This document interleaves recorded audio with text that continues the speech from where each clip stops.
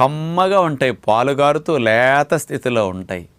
మరి వేరుశనగ పప్పులంటే కోడి మాంసం మేక మాంసం కంటే 4 times 5 times బలం ఎక్కువ. పచ్చివైతే 4 రెట్లు బలం ఎక్కువ, ఎండు పల్లీలైతే 5 times బలం ఎక్కువ.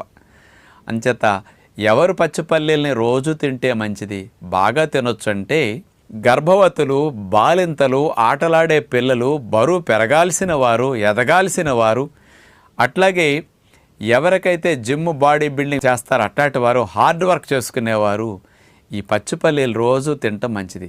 నేను 35-40 సంవత్సరాల నుంచి పచ్చి పల్లీ కనపడితే మార్కెట్లో వదలను. సంవత్సరంలో 10 నెలలు కొని తెచ్చుకు తింటుంటా. రోజు అన్ని వేరుశనగకాయల్ని తప్పనిసరిగా నేను అట్లా ఒలుసుకుని తింటూ ఉంటా.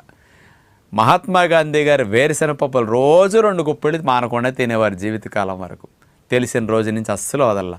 బలంగా ఉండటానికి 25% ప్రోటీన్